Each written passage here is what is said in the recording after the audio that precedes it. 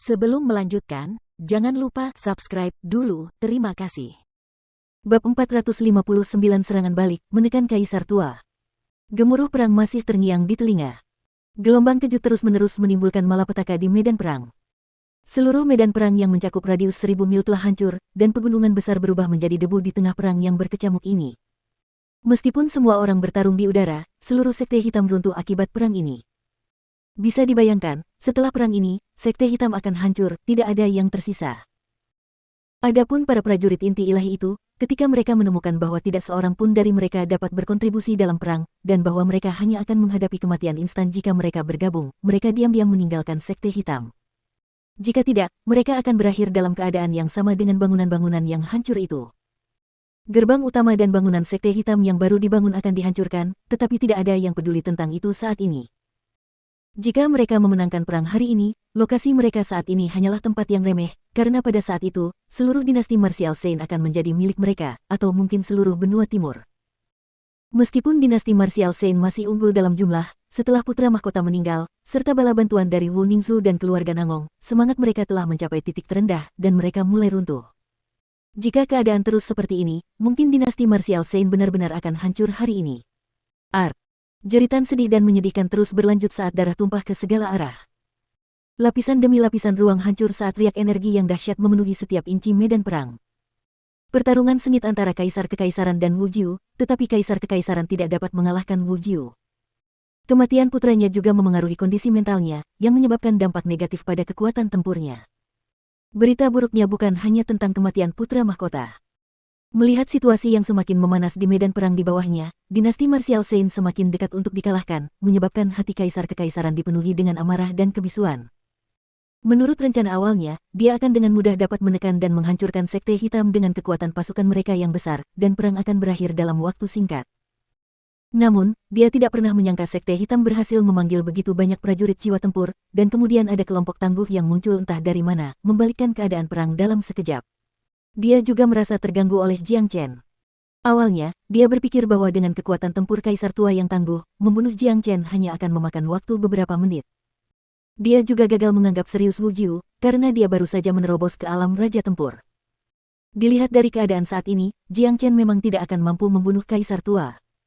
Namun, dia seperti kecoa yang juga tidak bisa dibunuh. Kaisar Tua jelas sedang bertarung dengan sekuat tenaga, tetapi dia belum menimbulkan luka serius pada Jiang Chen. Dan, Wu Jiu, orang yang baru saja menjadi Raja Tempur kelas 1, dia juga orang yang sulit dikalahkan. Dengan demikian, perang yang sangat diyakini dinasti martial Saint dapat mereka menangkan telah jatuh ke dalam situasi saat ini. Jika situasi terus seperti ini, lupakan tentang menghancurkan sekte hitam, ada kemungkinan dinasti martial Saint akan dikalahkan oleh mereka hari ini. Kaisar Tua sangat marah saat ia melepaskan segel langit terbalik ke arah Jiang Chen, tetapi segel itu dihancurkan oleh 9 naga banjir pembunuh milik Jiang Chen. Jiang Chen telah membentuk 1000 tanda naga lagi, sehingga totalnya menjadi 12.500 tanda naga. Ia membuat kemajuan pesat. Senyuman muncul di wajah Jiang Chen. Tepat pada saat ini, kekuatan tempurnya memungkinkan dia untuk melawan Kaisar Tua tanpa mengalami kerugian. Jika dia bertarung dengan seluruh kekuatannya, dia yakin bahwa dia dapat melukai Kaisar Tua hingga mati. Anak kecil sialan, cukup bermain denganmu. Kaisar Tua berteriak dengan marah. Dengan lambaian tangannya, sebuah pedang kristal yang bersinar cemerlang muncul. Itu adalah pedang yang sangat tajam, dan auranya saja sudah cukup untuk membuat ruang bergetar. Dentang. Di sisi lain, pedang suci surgawi muncul bersamaan dengan teriakan keras dan melayang di atas kepala Jiang Chen. Auranya tidak lebih lemah dari senjata Kaisar Tua. Astaga, plus. Kedua pedang kuat itu berteriak dengan cara yang mengguncang langit dan bumi saat mereka berubah menjadi dua sinar berkilau. Mereka merobek ruang di sekitarnya saat mereka terbang menuju satu sama lain, sebelum akhirnya bertabrakan. Kaisar Tua mampu merobek ruang dengan kekuatan spasial, tetapi Jiang Chen mampu melakukannya hanya dengan pedangnya sendiri. Ledakan. Kedua pedang perkasa itu saling bertabrakan, dan seketika menghancurkan ruang di area tersebut. Sebuah pusaran hitam langsung melesat keluar dari celah spasial yang terbentuk di area tersebut, dan membawa daya hisap yang sangat dahsyat dan sangat menakutkan. Ketuk, ketuk, ketuk. Akibat benturan hebat itu, Kaisar Tua terpaksa mundur 3 langkah sebelum sempat menstabilkan tubuhnya. Akhirnya, raut wajah terkejut kembali muncul di wajahnya. Bagaimana ini bisa terjadi? Kaisar Tua benar-benar terkejut, karena pemuda di depannya terlalu kuat. Sesaat sebelumnya, Kaisar Tua masih mampu menekan Jiang Chen, tetapi begitu dia mengeluarkan senjata rajanya, Jiang Chen secara tak terduga mampu memaksanya mundur. Bagaimana ini bisa terjadi? Kaisar tua bukanlah orang bodoh. Ia menduga bahwa Jiang Chen pasti telah memperoleh peningkatan yang sangat besar di tengah-tengah pertempuran mereka, dan itulah sebabnya ia mampu memaksanya mundur. Karena fakta ini, badai mulai berkecamuk dalam pikiran Kaisar tua, karena sangat menakutkan mengetahui seseorang yang dapat naik level di tengah-tengah pertempuran. Haha, Kaisar tua, kurasa kau sudah cukup menyerang. Sekarang, giliranmu untuk diserang. Jiang Chen mulai tertawa saat ia melepaskan kekuatan 12.500 tanda naga. Kekuatan luar biasa itu menyebabkan Jiang Chen tampak seperti matahari yang menyala-nyala yang tidak dapat dilihat oleh siapapun. Pedang suci surgawi diangkat tinggi-tinggi oleh Jiang Chen, dan terus-menerus mengeluarkan teriakan gembira. Tanpa ragu, ia mengayunkan pedang itu ke arah Kaisar tua. Dengan kecepatan serangan yang luar biasa, hampir tidak ada ruang bagi Kaisar tua untuk merespons. Jiang Chen memutuskan untuk mengambil inisiatif dan menyerang. Meskipun keterampilan transformasi naga belum berkembang, Jiang Chen tidak bisa lagi merasakan tekanan dari Kaisar tua. Jadi, dia tidak perlu menahan diri. Apa yang terjadi selanjutnya menyebabkan banyak orang berkeringat dingin.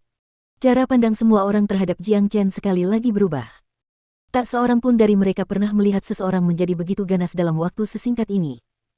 Di babak kedua pertempuran, Kaisar tua tidak lagi sebanding dengan Jiang Chen, dan ia terpaksa terus mundur karena serangan Jiang Chen. Orang ini, Nangong Wentian yang sedang bertempur di medan perang di bawah tidak dapat menahan diri untuk menggelengkan kepalanya. Membandingkan dirinya dengan monster seperti ini benar-benar menjengkelkan. Saudara Jiang Chen memang seorang jenius yang tidak dapat ditemukan sepanjang sejarah ribuan tahun. Ketika kami bertemu dengannya di benua selatan, dia jauh dari kata sekuat ini, tetapi hanya dalam waktu yang singkat ini, dia telah mampu mengalahkan seorang prajurit raja tempur. Saya tidak berpikir ada seorang pun di bawah langit yang dapat dibandingkan dengan bakatnya. Saya yakin masa depannya tidak akan bisa diukur. Menjadi musuh monster seperti ini sungguh bukan keputusan yang bijaksana. Nangong Yunfan dan Tu Yi sangat terkejut. Ketika mereka mengingat adegan saat mereka pertama kali bertemu Jiang Chen, mereka tidak bisa menahan rasa malu, karena tidak ada satupun dari mereka yang menganggap serius Jiang Chen saat itu. Kakak, hebat sekali. Chen kecil, bunuh orang tua itu. Bik Yellow tertawa terbahak-bahak saat berbicara. Banyak orang menyaksikan pertarungan antara Jiang Chen dan Kaisar tua, posisi mereka kini telah berubah. Sebelumnya, Jiang Chen ditekan dalam pertarungan, tetapi sekarang, dialah yang menekan Kaisar tua. Jika Jiang Chen berhasil membunuh Kaisar tua, perang hari ini dapat dianggap menang. Kaisar tua telah berada di alam raja tempur kelas 1 untuk waktu yang lama, dan dia berada di puncak tahap saat ini. Dia hanya selangkah lagi untuk menjadi prajurit raja tempur kelas 2. Meskipun Jiang Chen saat ini mampu menekannya, membunuhnya mungkin akan terbukti menjadi sesuatu yang sangat sulit dicapai. Kaisar tua berteriak dengan marah. Hanya dia yang tahu betapa frustrasinya dia. Dia telah hidup menyendiri untuk waktu yang lama, dan ini adalah pertama kalinya dalam beberapa tahun dia keluar untuk bertarung. Namun, seorang junior dengan basis kultivasi yang jauh lebih lemah darinya telah memaksanya untuk terus mundur. Jiang Chen menjadi semakin agresif seiring berjalannya pertempuran. Namun, tidak peduli seberapa keras dia mencoba, dia hanya mampu menekan Kaisar tua. Saat ini sangat sulit baginya untuk membunuh Kaisar tua. Ada eksistensi yang lebih kuat yang bersembunyi di dinasti Martial Saint, aku harus membunuh orang tua ini dan kaisar kekaisaran hari ini. Jiang Chen mendengus dingin sambil mulai merenung. Akhirnya, ia mempersempit metodenya ke alam ilusi agung. Jiang Chen jarang menggunakan keterampilan ini, jadi mungkin ia bisa menggunakannya dengan baik untuk melawan kaisar tua.